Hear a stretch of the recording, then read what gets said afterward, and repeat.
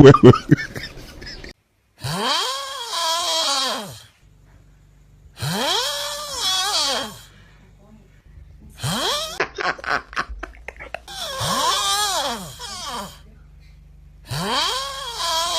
de l'eau là. Faut boire un petit de l'eau.